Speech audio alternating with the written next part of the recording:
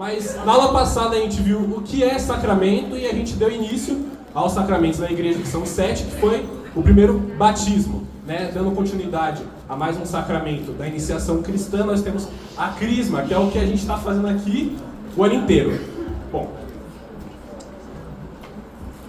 enfim, aqui só recapitulando um pouco do batismo, é o sacramento da iniciação na nossa vida dentro da igreja, né, que nos faz tornar filhos de Deus e nos livra do pecado original. A partir dali, né, caso a pessoa vá se batizar quando adulta também, todos os pecados que ela cometeu até o dia do batismo é apagado juntamente com o pecado original. E, reforçando, é um sacramento que imprime caráter. Isso é importante porque o crisma é um outro sacramento que imprime caráter e a gente já chega lá. Mas temos as 3 virtudes, as 3 missões, enfim, pode passar. Peraí, vocês lembram quais são as 3 virtudes? Eu ouvi fé e caridade aqui na frente. Falta uma. Esperança. E as 3 missões? Sacerdote, profeta. Isso aí. Muito bem. Enfim, vamos lá. Agora eu vou explicar o que vocês estão fazendo aqui. Finalmente chegou a aula para explicar o que vocês estão fazendo aqui. Demorou uns meses.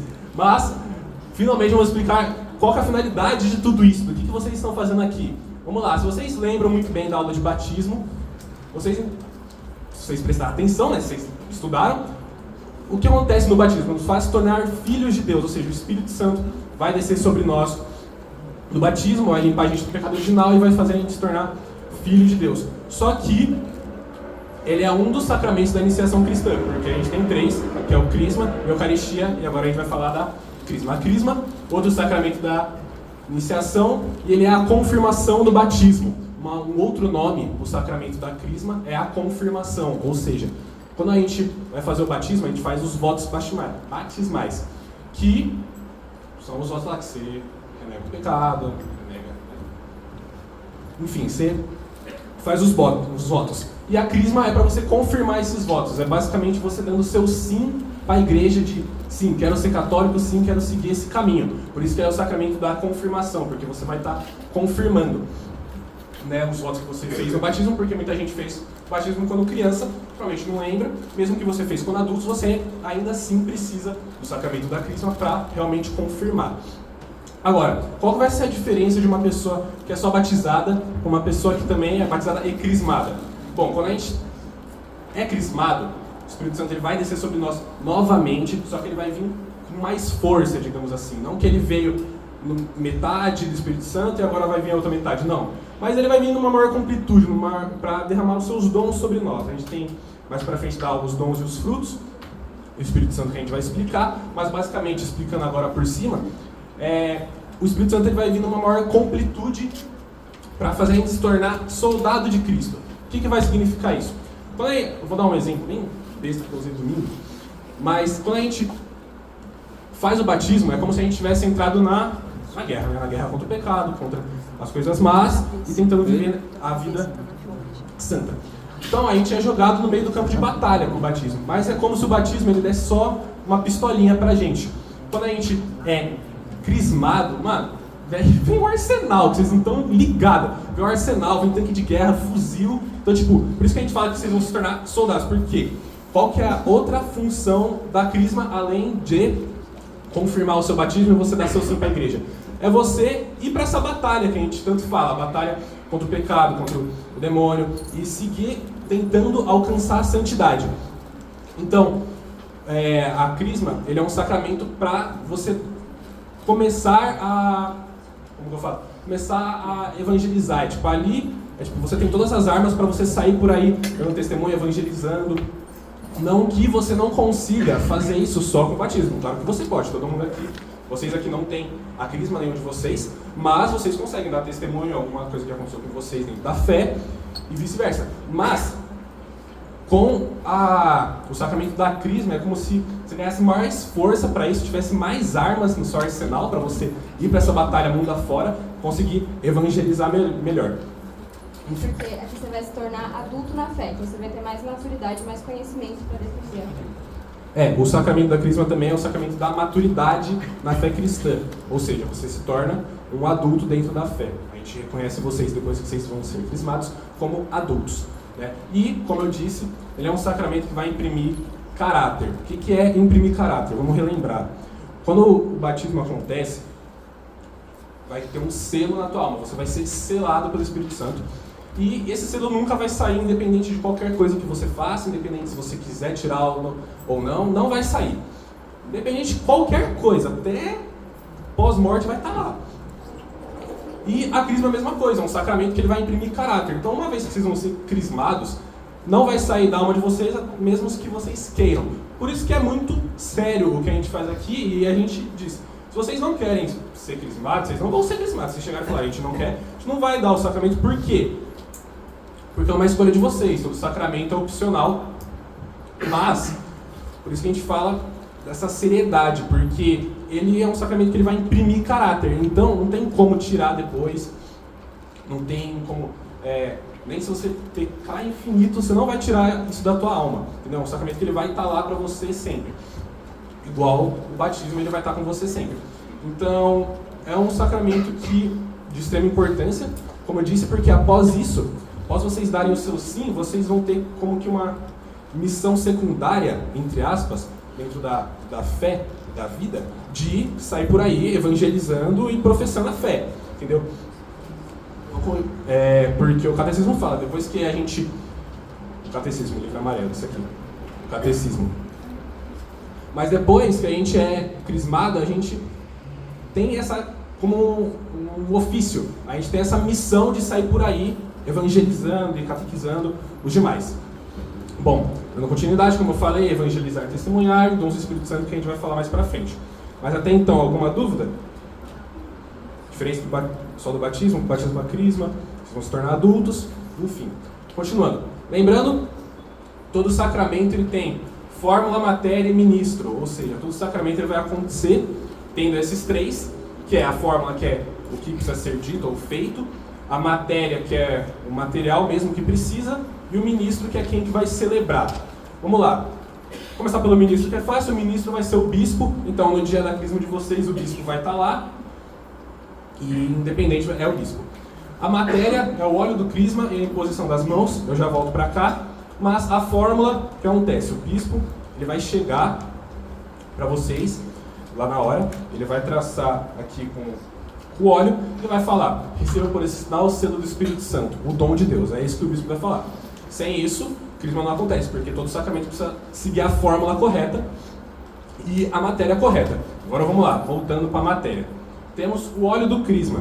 O óleo, ele é muito simbólico, né, na fé católica, porque a palavra cristão significa ungido, né, que vem de Cristo, que é ungido por Deus pelo Espírito Santo, com os dons do Espírito Santo.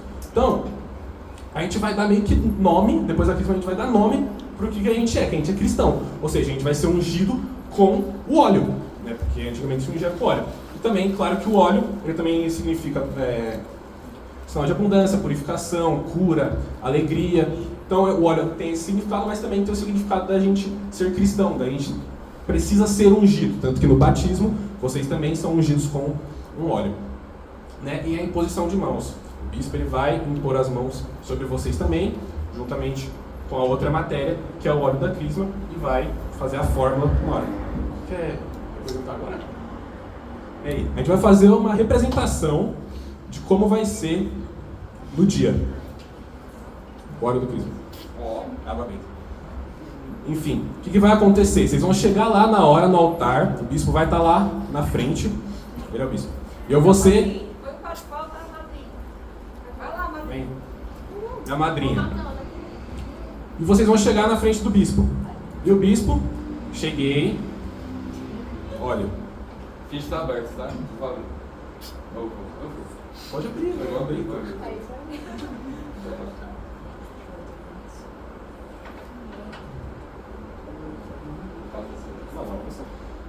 Meu filho, recebe por esse sinal o Espírito Santo, Santo dom de Deus. Amém. A paz esteja contigo. Contigo também. Por que o André me bateu? Porque o bispo ele vai fazer isso no dia também com vocês. Quem revidar o bispo, juro pra vocês. Na moral.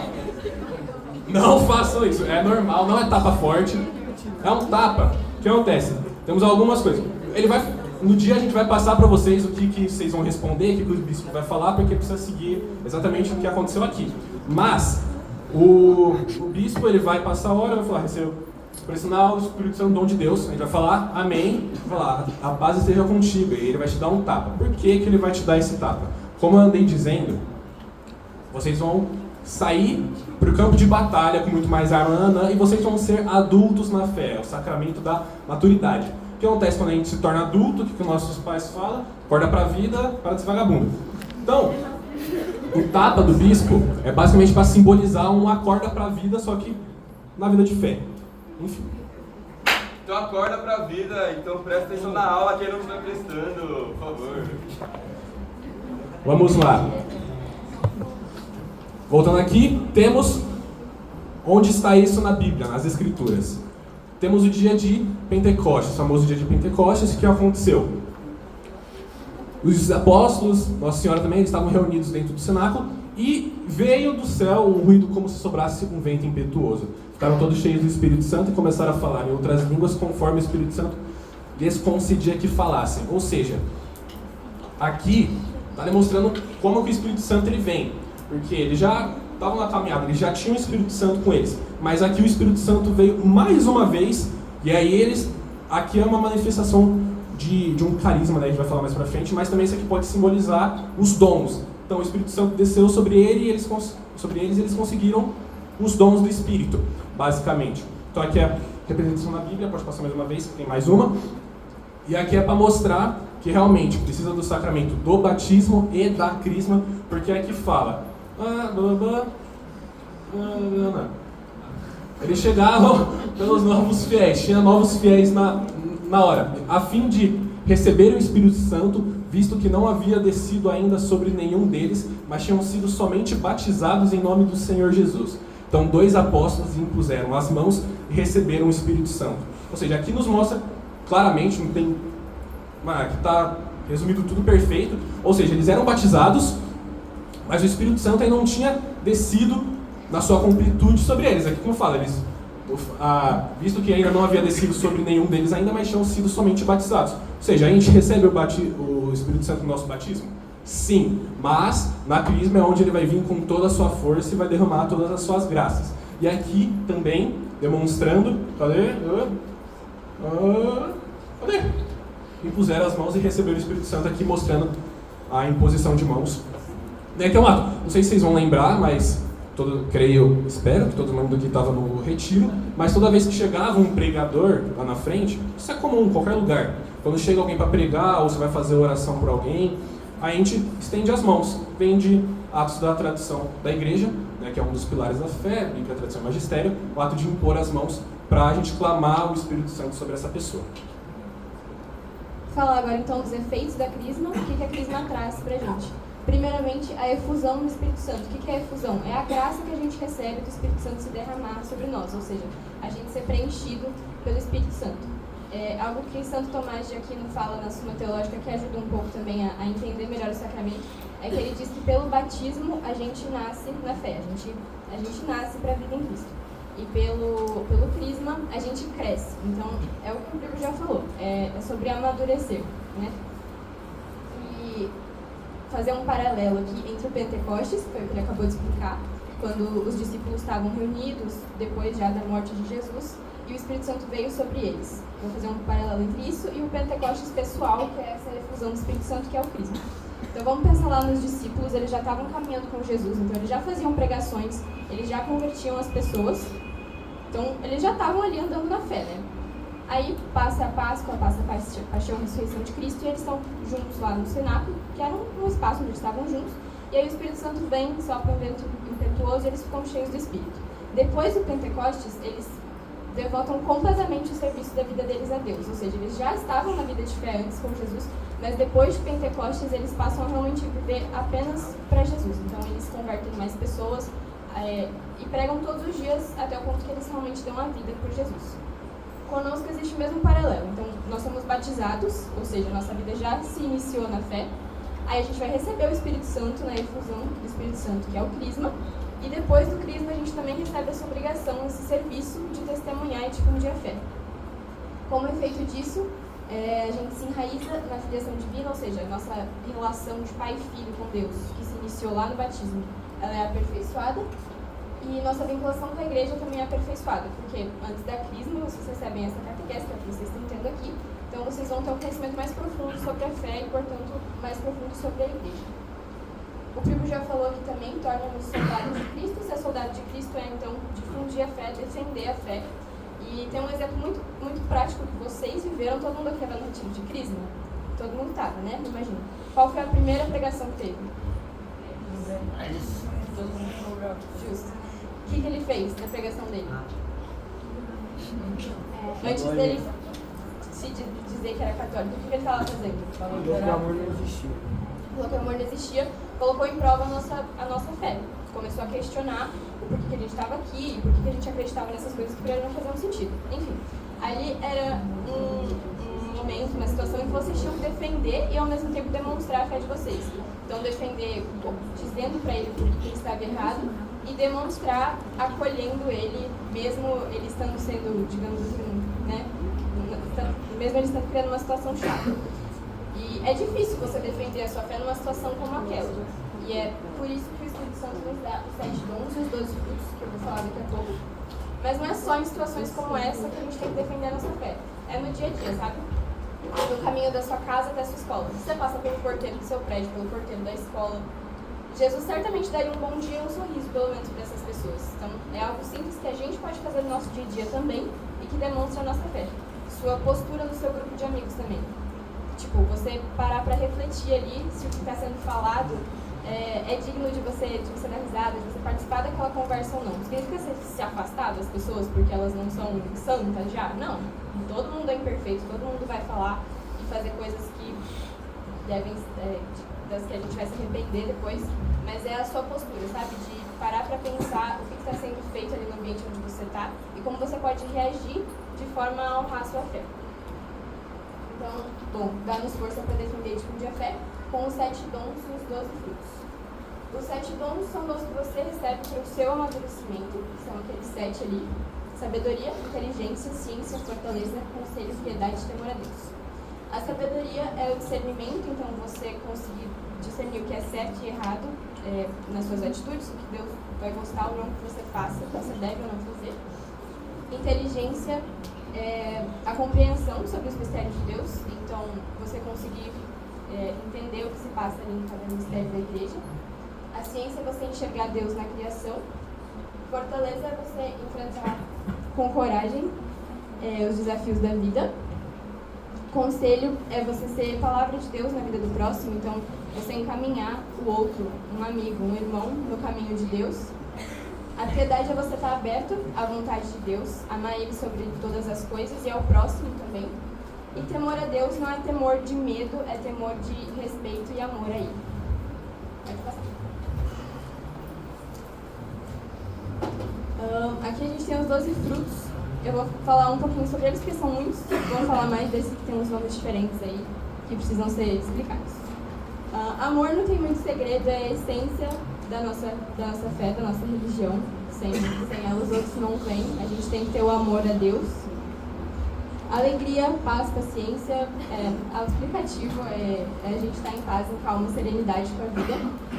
Longanimidade, como a palavra diz, é você viver no longo prazo a busca pelo bem, pela fé, você ser consistente nas suas atitudes. Benignidade e bondade é você buscar o bem do próximo, ser gentil, prestativo.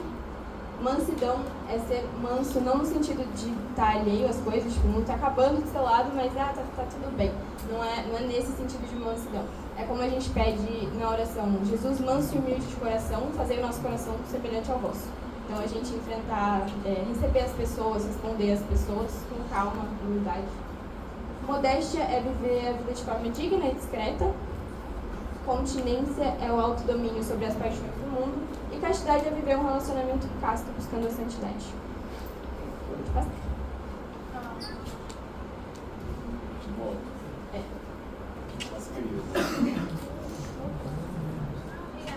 Foi? Pode. Pode?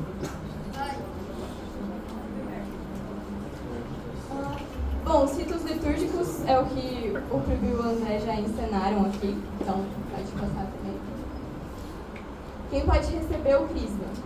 Não tem muito segredo aqui também, é quem já foi batizado, ou seja, já recebeu a primeira impressão no nosso caráter. Quem ainda não foi crismado, porque esse sacramento também tem um caráter, então você não pode receber 2 vezes. É preciso estar em estado de graça, então você precisa se confessar antes de receber esse sacramento. E aqui nos dentes acostumam receber a partir da idade de vocês, que eles chamam que seria a idade da razão. E ali sobre padrinho e madrinha, o Ivan já falou antes da gente começar a aula. Então, gente, vamos lá. O padrinho e a madrinha, o Ivan já explicou, mas eu vou reforçar aqui. Quem ainda não tem, levanta o braço alto. Bem alto.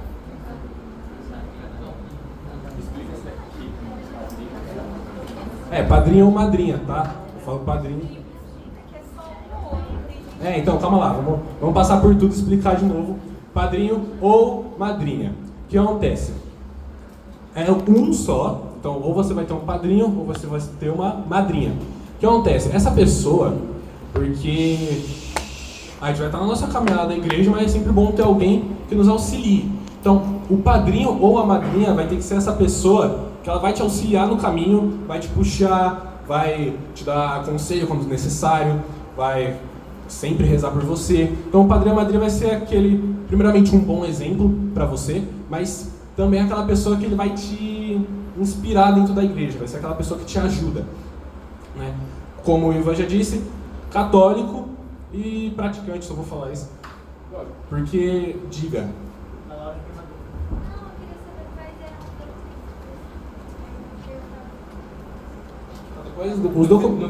No final a gente fala os documentos que é necessário, mas reforçando aqui, é muito importante a escolha do padrinho de vocês. Gente, realmente, é aquela pessoa, o padrinho de crisma vai ser aquela pessoa que está desanimado, não quer, ele fala, não, vamos lá, ele vai te puxar, vai te levar, se necessário ele te busca no teu quarto, vai te arrastar para a igreja, porque essa vai ser a função dele. Então a pessoa que vocês vão escolher como padrinho vai ter que ser essa pessoa e você tem que saber que ele vai agir dessa forma. Vamos lá, reforçando. Caso, o Ivan já passou aqui as características que seu padre precisa ter, ou não ter no caso também, mas caso vocês realmente não tenham ninguém, zero pessoas, vim sozinho para a igreja. Os servos aqui também, o André está procurando um afiliado ou afiliada, enfim. Mas nós, servos, também a gente está à disposição de vocês, claro, porque, enfim, a gente vai ajudar vocês, claro, a nossa função. Mas não pense que a gente vai aceitar só porque é a nossa função. Claro que todos nós gostaríamos de ter vocês como padrinhos como afiliados e afiliadas, né? Agora vamos lá, a gente vai falar de um outro tópico aqui, não tem slide. Não tem slide, mas eu vou... Rapidinho, só pode receber a crisma também quem passar na prova, né? Tem esse Verdade. detalhe. Vocês lembram a data da prova? Dia? Quem falou 21? 25. Essa aí viu a aula, rapaziada. 25 de setembro. O padre veio aqui e falou, a prova vai ser dia 25 de setembro. Enfim, Ana muito bem disse, quem é crismado, quem vai passar na prova, né? Por favor. Então, quem não tirar 10, eu não crisma. Não crisma. Mas brincadeira. Mas vamos lá, continuando aqui, a gente vai falar de um outro tema importante, mas que não tem slide, mas foi o que eu falei um pouco mais cedo, que eu falei dos carismas. O que são os carismas do Espírito Santo? Basicamente acontece em Pentecostes que aconteceram. Veio línguas de fogo, vento pitoso, eles começaram a falar um monte de língua. Onde que a gente já viu isso também? Quem estava aqui no retiro viu, né? Falando xererererê. Quem não sabe, né? Pelo amor de Deus. Quem aqui já foi numa missa de cura ou já viu um momento de oração? Acontece, isso é o quê? O dom de línguas, né? Outra coisa que a gente viu muito também, nosso retiro, foi o repouso, que a pessoa vai e dorme do nada. Não é do nada, né? Tudo acontece por um motivo. O que são essas coisas? São carismas do Espírito Santo. Ou seja, o Espírito Santo ele vai vir sobre a pessoa e ele vai agir naquela pessoa, seja falando em línguas, seja fazendo a pessoa repousar, seja a pessoa interpretar. O dom de línguas também é um carisma. Qual que tem mais? Profecia, dom de cura também. Então esses são carismas que o Espírito Santo pode te entregar. Não necessariamente precisa ser crismado, porque tem gente aqui que repousou no retiro e não é crismado. Então não tem a ver com a situação lá dos dons do Espírito Santo. Isso aqui são os carismas, que são uma outra coisa, um bagulho à parte, né? Então, falar em línguas, repouso, interpretar são os carismas. E por que os carismas existem? Para edificar a igreja. Nenhum carisma é para... Claro que vai edificar o seu ser também, né? Se eu começar a falar em línguas, claro que eu vou estar num momento de oração profundo e vou estar com o Espírito Santo agindo em mim. Mas o dom de línguas, o repouso, é para edificar a comunidade no geral. Vocês lembrarem muito bem antes das férias, vocês não vão lembrar nunca disso, mas a minha aula com o André, a gente falou que a igreja vive numa comunhão, e tinha lá também a comunhão dos carismas, dos dons do Espírito. Então é isso que a gente estava falando naquele dia lá. Então, eu falar em línguas, claro que vai me fortalecer na fé, mas também vai fortalecer a quem escuta e quem vai estar comigo no momento. Claro isso? Entenderam? Alguma dúvida? Perfeito, pode passar. Chegamos na outra parte da aula, que é a unção dos enfermos. Encerramos o sacramento da crisma. Ficaram com alguma dúvida sobre o sacramento da crisma? Padrinho, dons, carisma? Função do padrinho ou madrinha? A função do padrinho ou da madrinha vai ser aquela pessoa que vai caminhar com você junto na fé, sempre te ajudando quando necessário, te incentivando dentro da igreja, tirando suas dúvidas caso necessário, te fortalecendo na fé, rezando por você. Então a função do padrinho vai ser essa. Por isso que eu digo e repito, a escolha do padrinho ou madrinha, só pode um, relembrando também, é de extrema importância, tá? Mas vamos lá. Se eu não puder faltar, tipo assim, fazer a prova no dia, tem como fazer depois? No final da aula a gente... no final da aula, essas dúvidas... Alguma dúvida sobre crisma e... Enfim, o que foi dito? Pode ser uma mãe? Se não for a sua... Se não for a sua... Vou trazer outro ponto aqui. O padrinho ou madrinha... presta atenção! O padrinho ou madrinha, ele não pode ser seu namorado, nem seus pais. Por quê? Porque ele é como se fosse seu segundo pai ou sua segunda mãe. Então eles não podem ser seus pais nem suas mães originais. Tem que ser um outro, entendeu? Pode ser da família pode. Não pode ser seu pai nem sua mãe, é obrigatório. Rolou uma dúvida aqui que eu achei bem interessante e pode ser a dúvida de mais alguém. Mas a pessoa está tímida, com vergonha de falar algo. Perguntou assim: no batismo, o batismo perdoa todos os meus pecados. A crisma também faz isso ou não? E se não perdoar, o que eu tenho que fazer, tipo assim, na semana antes do crisma para poder receber? Na semana antes do crisma? Tipo assim, curioso. Só o batismo e eu vou em alguns outros sacramentos, né? Como a gente vai explicar mais pra frente, mas só o batismo ele tem essa capacidade de apagar os seus pecados. Por que o batismo apaga os seus pecados e a crisma não? Porque no batismo a gente vai renascer, digamos assim. Então morre o homem velho e nasce o homem novo. Você vai renascer juntamente da água e do Espírito. Então por isso que todos os pecados de antigamente são apagados. A crisma não tem esse efeito. A crisma é basicamente um amadurecimento na fé. Por isso que ele não apaga os seus pecados. O que eu preciso fazer para ter os pecados perdoados? Outro sacramento, não é a aula de hoje, mas outro sacramento, sacramento da confissão. Confissão, gente, top sacramentos que existem assim. Mas confissão, uma semana antes da crisma de vocês, vai ter um mutirão de confissão. Que dia? Na verdade, o mutirão vai ser na véspera da primeira comunhão. Tá. No final de agosto, a gente vai ter uma mutirão de confissão para você. Oi? Quem não conseguir vir no dia do mutirão de confissão, você precisa confessar antes da crisma. Quem não conseguir vir também, a gente vai falar no final da aula. Quem não conseguir, fala com a Débora no final da aula.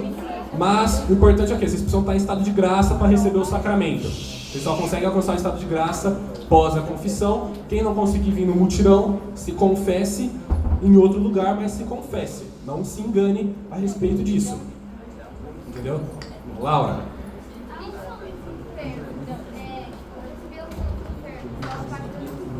Chegaremos lá. Calma, fia, nem falei. Tudo está previsto.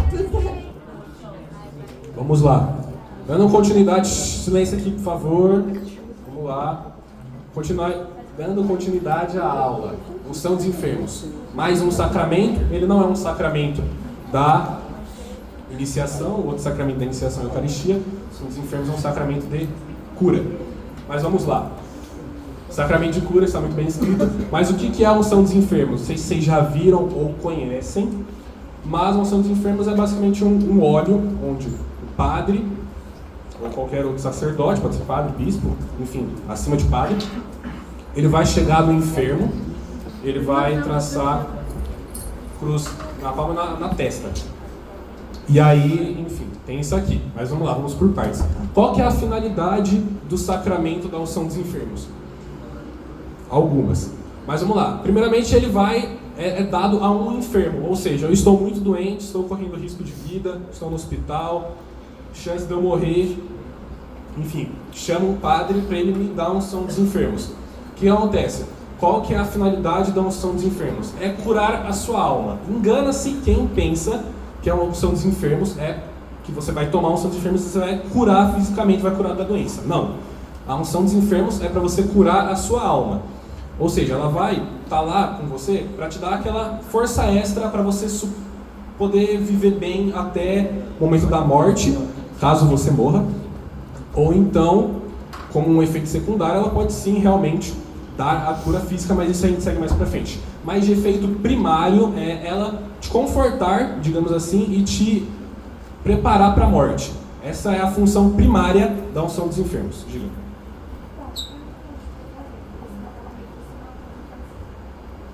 A unção dos enfermos pode ajudar com isso? Ou é só em caso de necessidade?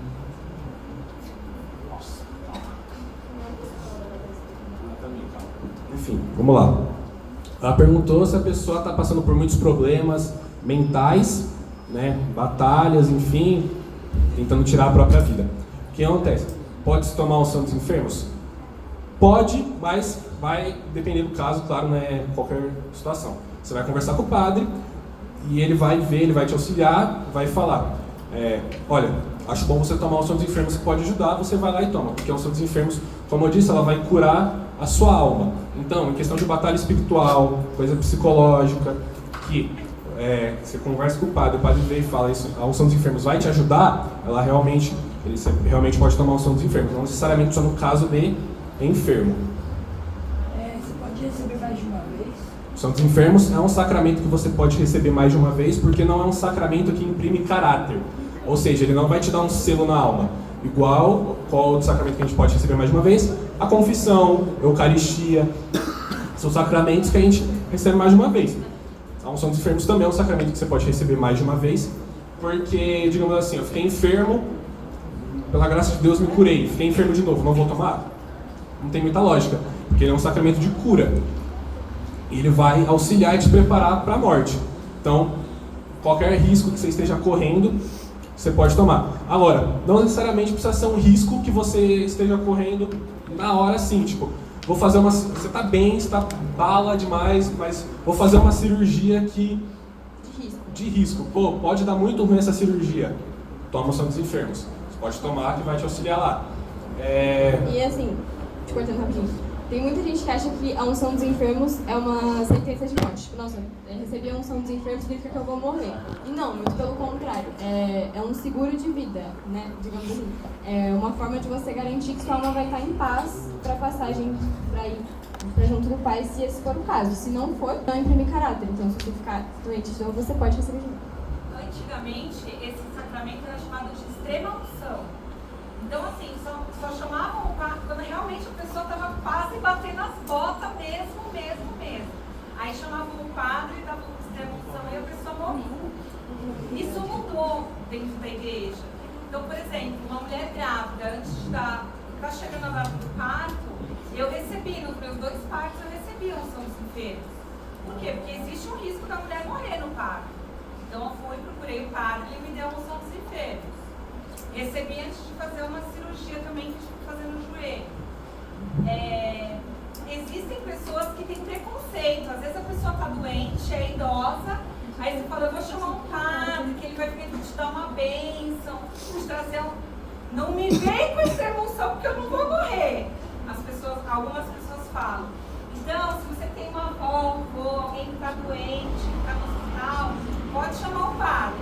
Aí você vai com jeitinho. Você vê que a pessoa tem preconceito, você fala, o padre vai trazer só uma bênção para você, fazer uma oração. E aí você explica, não é porque você está com o pé na cova, entendeu? Os idosos têm alguns têm muito esse medo. E, gente, é maravilhoso. Eu conheço gente que, estava em coma, recebeu e melhorou. Então, a graça acontece através do sacramento. Porque foi como a Ana disse, não é que você vai tomar que você vai morrer. Ele, como eu disse, ele vai te auxiliar no processo, caso seja a vontade de Deus que você realmente bata as botas no dia, acontece. Mas, como muito bem dito, ele pode também trazer a cura física, se for necessário para a salvação da pessoa, da alma, pode trazer a cura física sim. Então, não tem... É só vantagem, não tem nenhuma desvantagem em tomar o som dos enfermos. Jairo. Ana Lu.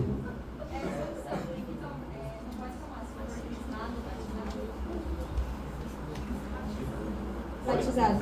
Tem Tem que ser batizado porque só pode receber os demais sacramentos depois do batismo, mas crismado não necessariamente. E se a pessoa não for batizada e estiver quase morrendo, Batiza. ela pode ser batizada por qualquer pessoa, lembra disso na aula? Um batismo de emergência. Você tendo água, você batiza em nome do Pai, do Filho e do Espírito Santo. Na semana do retiro do Crisma, naquele fim de semana, faleceu no parto uma filhada nossa. A mulher no parto deu a luz e a bebê morreu. Naquele meio tempo, quando ela estava passando mal, ela estava na UTI, eles estavam tentando reanimar o bebê. O meu compadre pegou água e batizou a bebê. Ele conseguiu fazer o batismo de emergência na filhinha dele. Entendeu? Então, assim, se for, vamos dizer, não era um bebê, era uma pessoa idosa que poderia receber a unção dos enfermos, mas se ela não é batizada, qualquer um, na surdina lá, você vai lá, ninguém precisa saber, pega a água e derrama lá e você pode batizar a pessoa. A unção dos enfermos é como se fosse uma confissão? Já chegamos aí. Responder essa dúvida dela.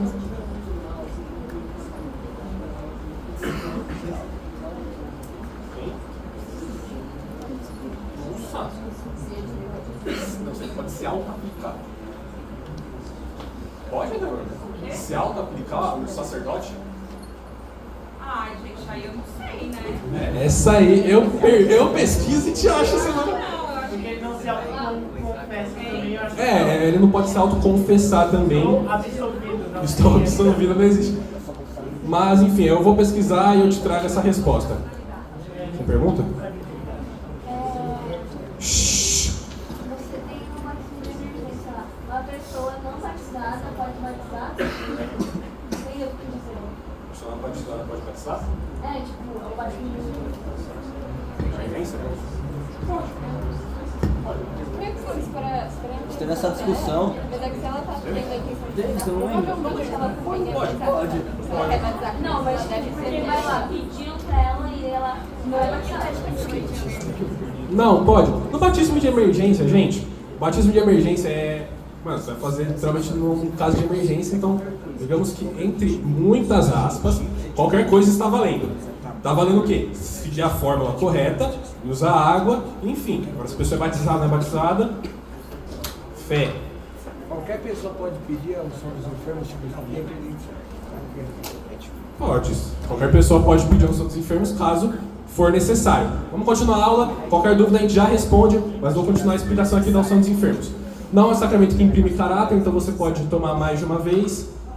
Sacramento de cura, mas uma cura da alma que, como efeito secundário, se Deus já vai. E como efeito secundário, pode sim realmente curar a pessoa fisicamente. Vamos lá, voltamos para destaca lá. Todo sacramento tem fórmula, matéria, ministro. Ministro da unção dos enfermos pode ser aqui qualquer sacerdote, não necessariamente o bispo. A fórmula, esse texto gigante aqui. Matéria, óleo, imposição das mãos. Mas o sacerdote ele vai também traçar uma cruz na tua testa, na palma das suas mãos. E aí, após isso, ele vai citar a fórmula e vai impor as mãos sobre você. Qual que é a fórmula? Por essa santa unção e pela sua infinita misericórdia, o Senhor vem em seu auxílio com a graça do Espírito Santo, para que, liberte dos seus pecados, Ele o salve e na sua bondade alivie os seus sofrimentos. Então essa é a fórmula que o sacerdote vai falar na hora, depois ele passar o óleo, né? Mais uma vez um óleo, só que um óleo diferente.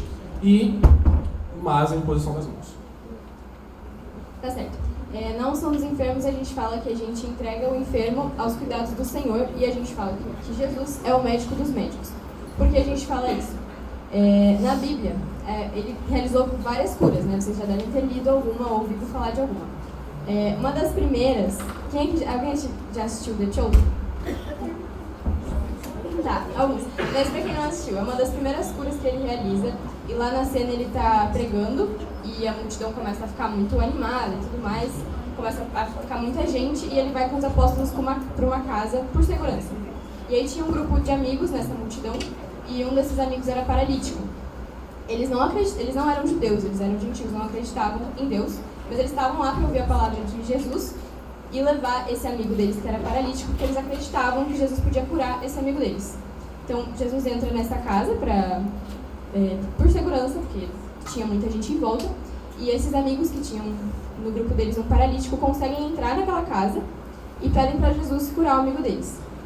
Na cena, no The Chosen, essa casa tem uma janelinha assim, e aí os fariseus, que eram os mestres da lei do tempo, que não acreditavam que Jesus era o Messias, eles vão lá na janela, porque eles veem que tem um monte de gente, quem que tá falando aqui, quem que tá juntando essa galera. E aí eles vão lá para ver o que o cara ia fazer, que era Jesus no caso, mas que para eles não importava muito, porque eles não acreditavam que Jesus era o Messias.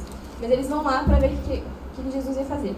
E aí, na presença do paralítico, Jesus cura ele, fala para ele levantar e levar a maca dele para casa. E ele fala, e seus pecados estão perdoados. E aí os fariseus, surtam, porque como assim ele está se colocando no mesmo nível de Deus, só Deus pode perdoar os pecados. Mas nessa cena ele demonstra por que ele veio ao mundo. Porque ele veio ao mundo para nos curar o homem por inteiro, corpo e alma. Fisicamente, se possível, mas principalmente a nossa alma, curar os nossos pecados. Além disso, ele sofreu na cruz, né, gente? Então ele sabe o que é sofrer, ele carregou as nossas enfermidades ali naquele momento. Então, ele coloca no seu mandamento, amar ao próximo como a ti mesmo, envolve cuidar do outro também. Então, por isso, a gente chama, esses 3 motivos aí, a gente chama Jesus de médico dos médicos e entrega os enfermos a ele.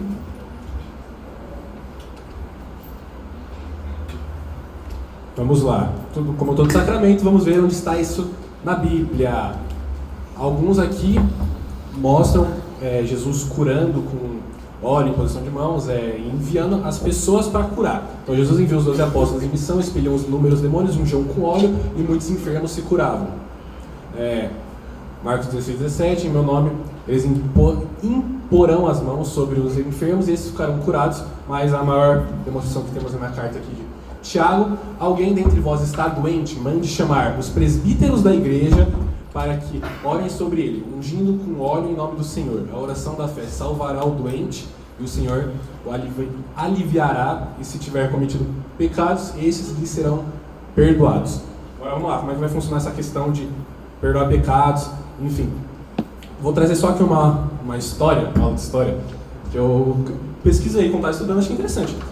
Lá, quando começou a reforma protestante, Calvino, que foi uma pessoa que também tem os calvinistas, mas Calvino, ele atacava a igreja falando que a unção dos enfermos não era um sacramento válido, porque aqui está falando que ele cura, é oração, ou seja, o que vai diferenciar o sacramento da unção dos enfermos para, por exemplo, dos carismas que eu falei, que um dos carismas é o dom de cura também, dom de realizar milagres. O que vai diferenciar? Calvino, ele ficava atacando a igreja por causa disso, só que a igreja rebateu no Concílio de Trento, porque na mesma passagem, um pouco mais abaixo, a oração da fé salvará o doente e o Senhor aliviará a dor.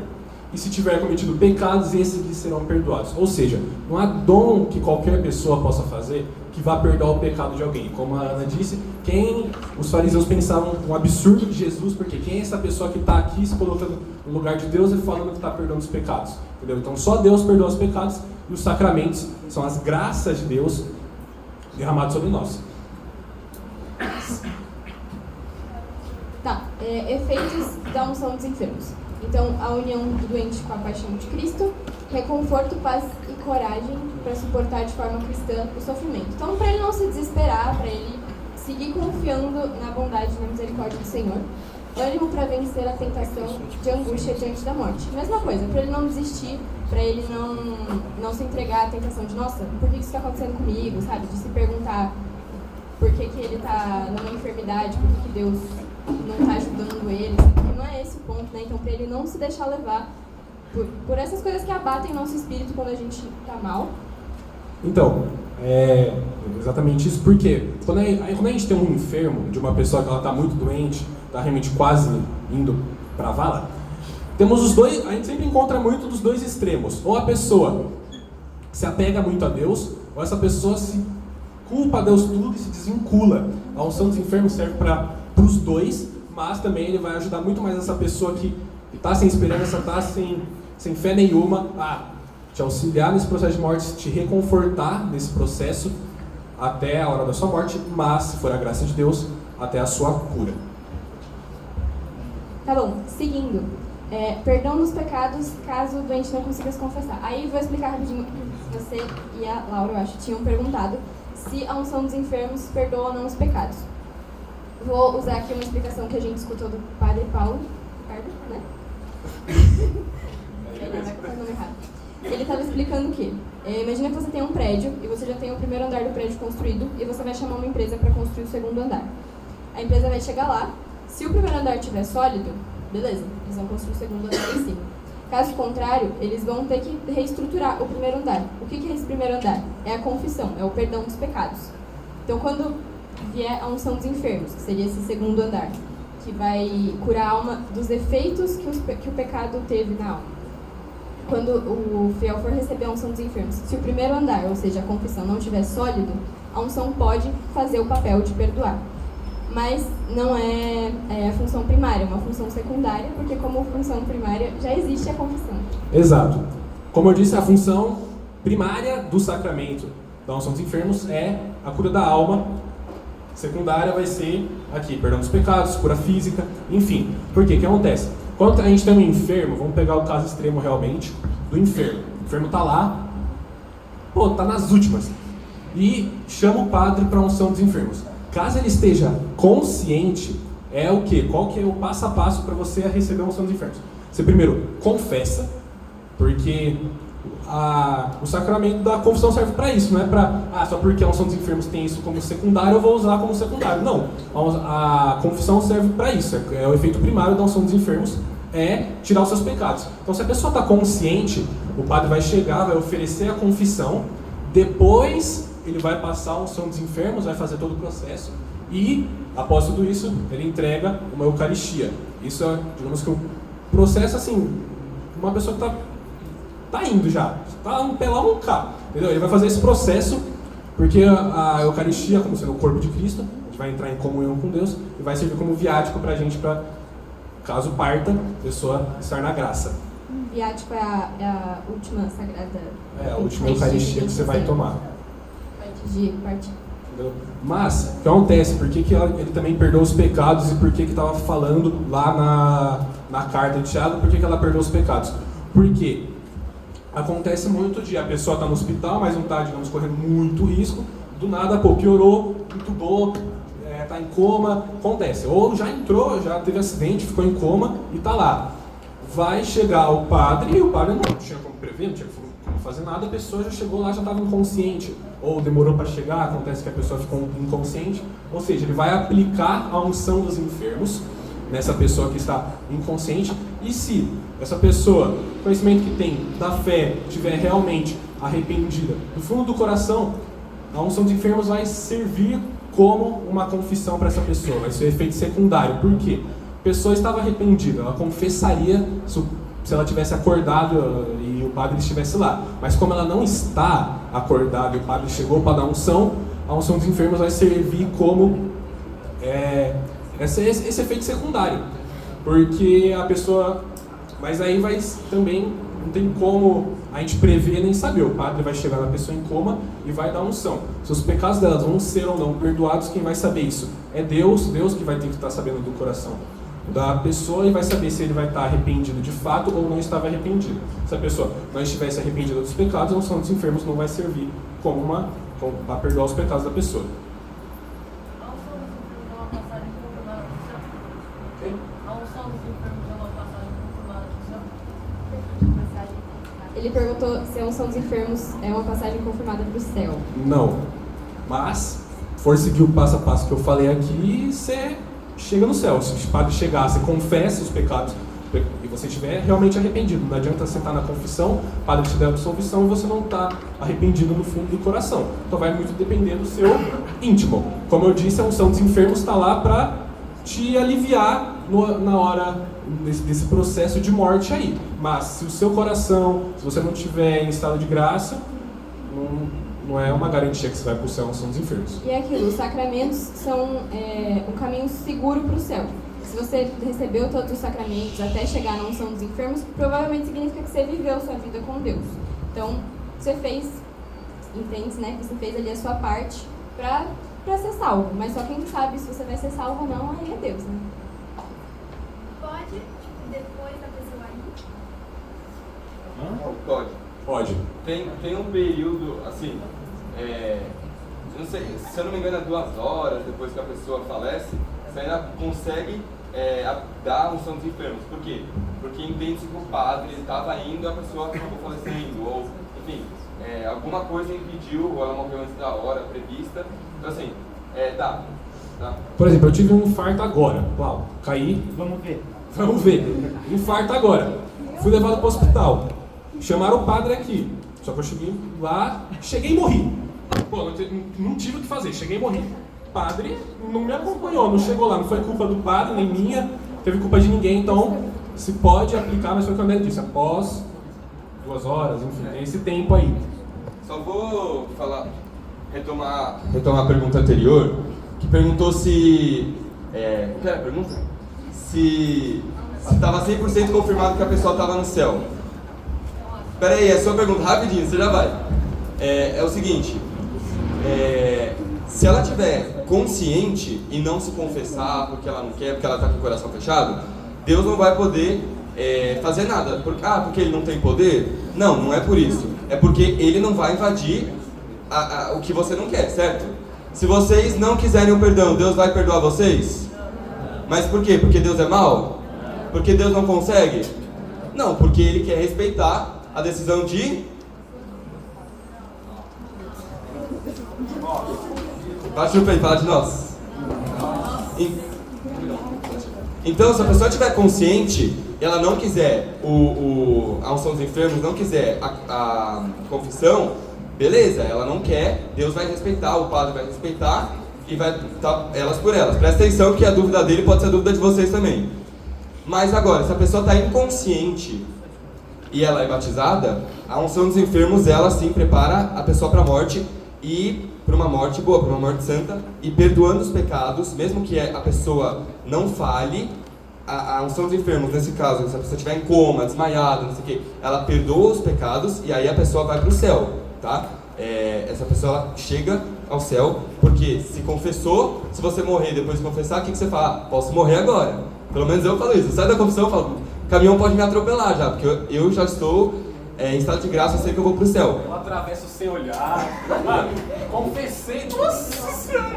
Jogue na fogueira. Então, a unção dos enfermos, se você está inconsciente e não consegue se confessar, você recebe o perdão e se você morrer, você vai pro céu. Respondeu? Boa. Pode ir lá tomar água e ir no banheiro só. É a passagem que eu já falei uma vez quando a gente estava desmembrando o credo na parte de remissão dos pecados, né? Apocalipse 3:20 fala, eis que estou à porta e bato. A gente abre a porta para Deus se a gente quer ou não. Ou seja, eu estou consciente, não vou confessar, escolha minha, não abrir a porta. Entendeu? Agora, estou inconsciente, queria me confessar, a porta está aberta, Deus vai entrar. Últimos 2 efeitos, restabelecimento da saúde se for conveniente para a salvação espiritual do fiel. É o que o Pribo já falou. É só um possível efeito secundário. Não significa que você vai ser curado da sua doença. Se Deus quiser, se Ele souber que vai ser bom para a sua salvação, se Ele souber que você vai poder fazer o bem para alguém ainda em vida, legal, você vai continuar aqui. Se for da vontade dEle que você vá para junto dEle, é isso. E preparação para a passagem à vida eterna. Também, o que acabou de ser explicado, se for para você ir, que você vá já em paz, resolvido. Mas, tipo, Deus vai saber. Não, é porque vai ficar com dúvida. Não. Deixa ela falar, Tadinha. Primeira vez que ela abre a boca hoje. O que será? Enfim, tipo, se você não tomar a unção do enfermo, Deus vai usar. Tipo, se for pra você viver, você vai viver. Então, eu não sei pra uma pergunta. Sempre de novo. Peraí. A unção dos enfermos vai, tipo, Deus vai ou vai te salvar ou vai te levar para um lugar melhor. Mas, tipo, mesmo sem a unção dos enfermos, não é pra, tipo, se for pra você ficar, Deus vai fazer você ficar. O que deve fazer? Entendi. Se for da vontade de Deus que você fique aqui, Ele tem todo o poder pra fazer o que Ele quiser, cara. Se Ele quiser que você fique aqui, você vai ficar aqui. Tipo, você permitindo Ele escrever a sua história, Ele já escreveu a sua história, sabe? Se Ele quer que você esteja aqui agora, você vai estar aqui agora. Qual seria a diferença de ter uma opção, se independente Deus vai fazer a vontade dele? Eu acho que também vai muito da sua escolha também, de você ir atrás do sacramento ou não, claro. Tipo, então, deixa eu falar. Não, fala aí. Tá bom. Assim, a pergunta, pelo que eu entendi, foi mais ou menos por que a gente teria a unção dos enfermos se fosse para ir, Deus já levaria, e se fosse para ficar, Deus já deixaria ficar. É isso. Não, tudo bem, mas é porque foi o que a gente está explicando. Se é para Deus levar, já vai levar, se é para a gente ficar, já vai ficar. Mas foi o que eu disse, a unção dos enfermos como efeito primário, a cura física é secundária. O efeito primário da unção dos enfermos é te preparar e te auxiliar nesse processo até a sua morte. Entendeu? Não é garantia que você vai se curar. E nem que você vai morrer. Nem que você vai morrer. Mas a unção dos enfermos serve para te dar aquele consolo. É uma força a mais do Espírito Santo para você viver, enfrentar seus últimos dias ou continuar vivendo. Já respondeu, né? Respondeu. Por exemplo, se eu receber um som dos enfermos, eu fui salvo, aí eu saí do hospital, sofri um acidente de novo, eu tenho outro direito a... Sim, você pode receber de novo porque é um sacramento que não imprime caráter, então você pode receber ele outra vez. Às vezes durante uma mesma doença, sei lá, você tá com uma doença, ela se agravou, você recebeu uma unção, você melhorou um pouco, a doença voltou. Você pode receber de novo, claro, sem banalizar o acontecimento do sacramento, né? Mas se for necessário, você recebe. Pode ser quantas vezes quiser? Sim. Sendo necessário. Estou com gripe, vou pegar o santo enfermo. Não. Não pode. Não é assim que funciona. A gente falou muito do caso da pessoa estar inconsciente, enferma, caso grave, vai tomar unção, mas não esperem estar inconsciente para chamar o padre. A pessoa já está mal, já está no hospital, existe a chance? Tem previsão que vai piorar? Pô, já chama o padre, ele já vai estar lá. E não necessariamente tem que morrer. Não necessariamente tem que ser um risco assim, 90% de chance de morte. Não, pode ser alguma coisa que tenha um risco. Por exemplo, um parto. Sim, então, assim, que nem a Débora falou, ela recebeu antes dos 2 partos. Pois um parto, uma cirurgia, enfim, algum exame muito arriscado. Você não necessariamente precisa estar prestes à beira da morte para receber, beleza? Tipo, se você for pular de paraquedas, você pode... Mas por que você... Nesse caso é melhor a confissão, porque você não tá, você não tá doente, sabe? Você se confessa, bem confessado e vai pular. Mas assim, né, se você acha que sua vida está em risco pulando de paraquedas, na verdade eu sugiro que você não pule de paraquedas, né? Se você acha que você vai morrer, talvez ele vai vai pular num lugar confiável, não? Se não tá passando confiança, cara, não vai. Enfim. Vamos continuar aqui. Mais alguma dúvida? Pietra tá inquieta. Graças a Deus. Normal, né? Fala. Tem que ter risco de morte ou, sei lá, perdi uma perna, pode fazer. Não, tem que ter algum risco de morte, mas não precisa ser 100%. Mas você não torceu o seu dedinho, você fala, pô, Vai. tem que colocar um gesso. Quebrei meu dedo. Unção, não vai. Risco de. Gente, tá no nome. Gente, vamos lá. Aqui, todos aqui, vamos lá. Silêncio. Nome do sacramento é unção dos enfermos. Você tem que estar enfermo ou risco para morte. Porque, como eu disse, ela vai te auxiliar e te confortar para morte. Então, não vai ser uma perna amputada. Tipo, no processo Antes de da amputar. cirurgia, No processo de amputar a perna, você pode morrer porque vai perder muito sangue, aí você toma antes. Quando a pessoa está melhorando o caminho, ela ainda pode Pode. Porque enquanto ela estiver no É tipo estado um caminho de doente. câncer, né? Tipo, melhorou, mas pode piorar, entendeu? Então, toma, precaver assim. Porque vai ver se você tá, tipo, na melhora, coma, do nada. Acontece. Não acontece. Mas, enfim. Mais alguma dúvida? Alguma mão? Nenhuma mão? Glória a Deus. Vamos lá. Quem pode receber a unção dos enfermos? Então, acho que alguém já tinha perguntado isso. Quem já foi batizado e devido à situação de perigo de morte. E também já tinham perguntado, pode receber quantas vezes for necessário, porque não imprime caráter, não é indelével. Acho que essas já tinham sido as dúvidas de vocês. Pode. Calma aí.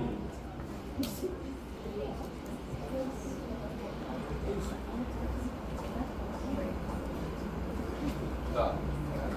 Nossa, que? Chegou uma passarinhos sussurraram aqui, mas tem uma pergunta que é, em caso de guerra, tá tendo guerra, e aí tá caindo bomba aqui, posso morrer a qualquer momento. Posso tomar a unção dos enfermos? Olha, assim, pode. Você pode. Mas é que é um negócio, assim, eu acho que é muito melhor passar a confissão, fazer a confissão bem feita, porque você não tá enfermo numa guerra, você tem chance de morrer e tudo mais, mas tipo, você não tá doente, entende? Mas você pode, não tem nenhum problema. O melhor é a confissão que a gente fala, porque como a gente tá dizendo aqui, a unção dos enfermos é para te confortar e auxiliar no processo que você vai estar em risco, por exemplo, um parto, ou então você está enfermo, doente, mas no estado de guerra vai cair uma bomba, tô bem do nada explodir. Então não tive esse processo, digamos assim, mas por isso que eu melhoro a confissão. E por isso que a gente fala também, no caso da pessoa que não é batizada, a gente só vai lá e batiza porque a pessoa vai renascer de novo, então tudo que ela já fez de errado já foi apagado, ela nasceu, tá limpa, tá bala. Era muito... Se for um soldado que tá lá doente, e aí ele foi atacado, mas conseguiram salvar ele com vida, ele tá lá no hospitalzinho lá que tem, aí ele pode, entendeu? Aí faz mais sentido. Aí faz mais sentido. Porque ele tá doente, tá enfermo.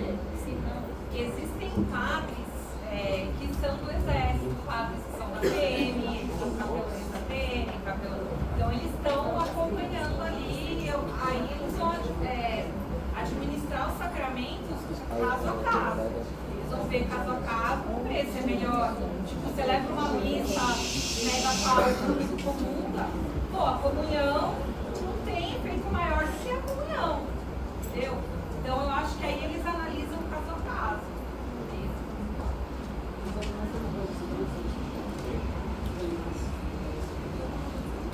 Os animais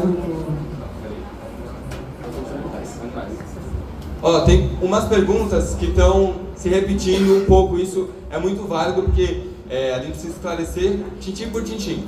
Animais, no geral, assim, podem receber sacramentos? Não. Nenhum sacramento, presta atenção aqui, ó. Shhh, pessoal que está conversando, que está dormindo, que está no celular, presta atenção.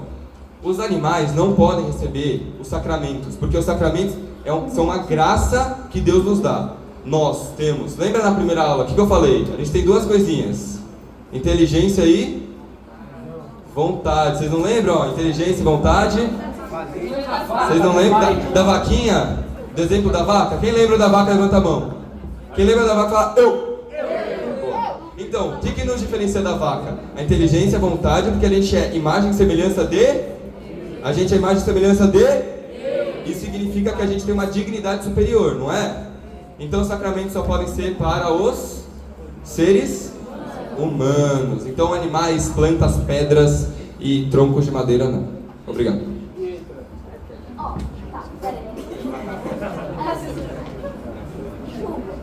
Porque a pessoa que é, tipo, doente, não é pra gente falar agora, tá doente, ela tá nos confessa, tipo, ai, padre, você sabe aquela coisa, entendeu? Tipo, dá pra entender? Assim, tem a unção dos enfermos, ok. Só que, assim, se a pessoa não vai morrer naquele momento, tipo, não daqui uma hora, ela não se confessa, tipo, falar que ela fez tal coisa, pode falar, tá bom, pronto. Mas é pra ela fazer isso. Foi o que eu expliquei. Peraí. É melhor que faça os dois. O passo a passo que eu falei aqui pra a unção dos enfermos ser bizarramente boa. Você vai se confessar, depois você vai tomar a unção. Porque, eu vou repetir aqui novamente, o efeito primário da unção dos enfermos não é confessar os seus pecados. É te confortar no processo e te preparar para a morte. Então... Entendeu? Ana Lu. Pode. Uma bênção. Enfim, pode pedir. Não é problema.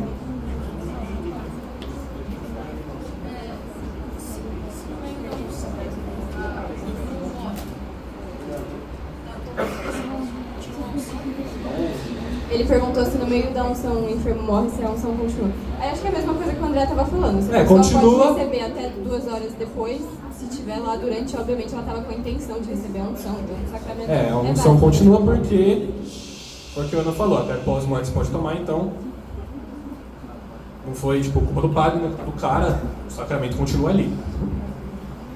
Tem mais? Mais alguma dúvida? Mais cadê braço levantado? Quem tem? Ele.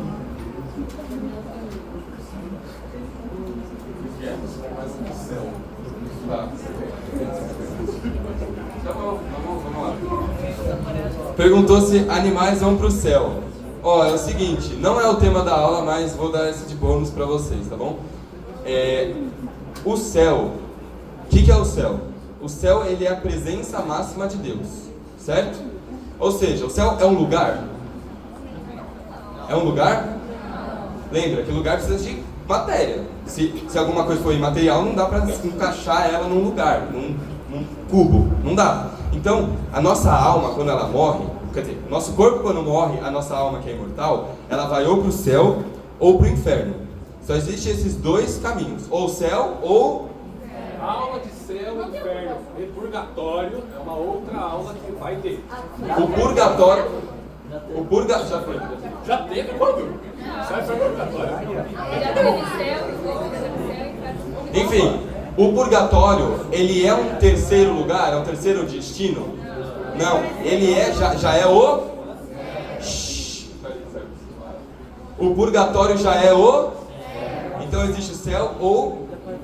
Existe o inferno ou... Peraí, gente, como é? Existe céu e inferno, só. Quando a nossa alma morre... Eita, que saco que eu tô falando que a alma morre. A alma não morre, tá? Quando o nosso corpo morre e a nossa alma imortal vai ou pro céu ou pro inferno, é porque a gente escolheu ou não a Deus. Amém? Vocês estão entendendo? Se a gente escolhe a Deus, a gente vai pro céu. Se a gente não escolhe a Deus, a gente vai pro...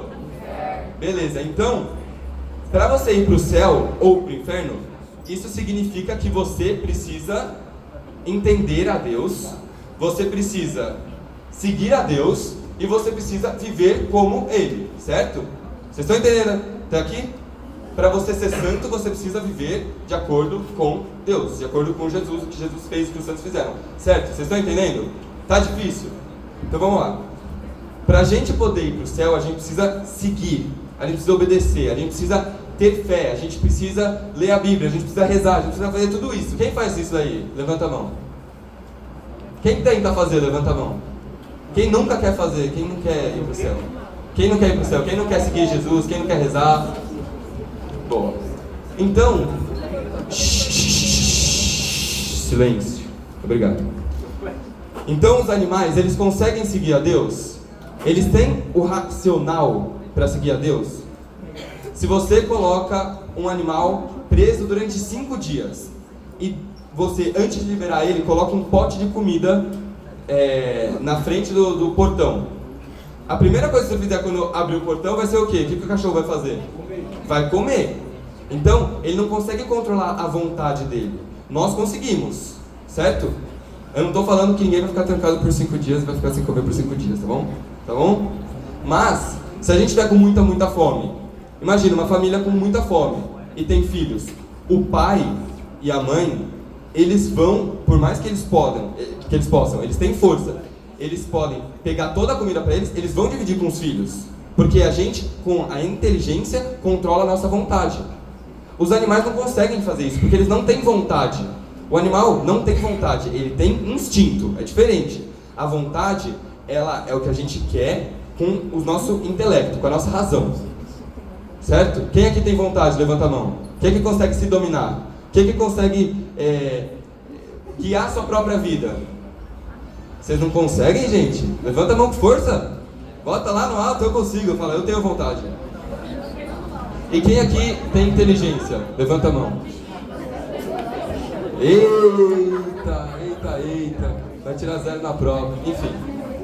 Os animais não têm inteligência nem vontade. Então, eles não conseguem adequar a vontade deles a seguir a Deus. Tá entendendo? Então, por isso, eles não conseguem ir para o céu. Eles não conseguem nem ir para o céu nem para o inferno.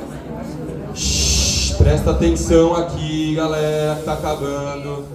Para onde que os animais vão? Eles não vão para nenhum lugar. A alma deles não é imortal. Porque o que é imortal na nossa alma é a parte espiritual da alma. A alma, ela anima. A alma vem de anima. No latim significa o que anima o nosso corpo. Então a gente só tem a vida por causa da alma. O espírito é essa parte espiritual, transcendental, que vai durar para a eternidade. Então, o que acontece? Quando a gente morre, a gente tem tanto alma, porque a gente está vivo, porque a gente é um fantasma, quanto espírito. O nosso espírito, nossa alma espiritual, vai para o céu. Os animais, eles não têm espírito. Eles não são imagem e semelhança de Deus. Eles não têm razão, eles não têm vontade. Vocês estão acompanhando? Então, isso significa que a alma deles não é imortal. Eles são criados e morrem e acaba ali.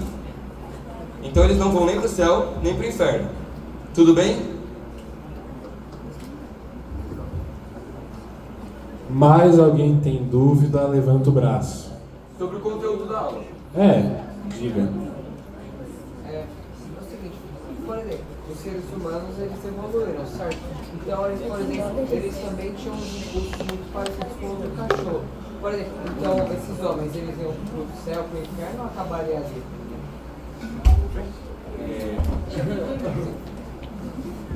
O homem, o ser humano, a pergunta foi o seguinte. Ó, última pergunta só para acabar, para vocês poderem ir embora, tá? A pergunta foi o seguinte. Antigamente lá, né, os homens tinham uma vontade muito parecida com a dos animais, né, que era mais instinto e tudo mais. Na verdade, desde que o homem é homem, desde que ele tem uma alma espiritual, que ele ganha a imagem e semelhança de Deus, ele não é um animal, ele é outra coisa, certo? Então assim, mas a evolução, não sei o que, é que a gente não sabe exatamente quando que, sei lá, o Australopithecus, quando o Homo sapiens ganhou uma alma espiritual de humano, propriamente dito. Mas, a partir do momento dessa alma, a gente consegue diferenciar o certo e o errado. Tanto que você vai ver que lá, bem antigamente, Homem das Cavernas, coisa tal, já tinha uma ideia de Deus. Os animais não têm essa ideia de Deus, eles nunca vão parar para pensar, nossa, por que eu estou aqui? Nossa, minha vida deve ser mais do que isso, eu vou adorar um Deus. O animal não faz isso. O animal come, reproduz, caga e morre. É isso que é animal. Eu amo os bichinhos. Esse é a coordena de vocês. Mas o animal não busca Deus. lá nos Homens das Cavernas, mas você já tinha, as pinturas, você conseguia ver uma entidade, um Deus. Então isso significa que já tinha inteligência e vontade, beleza?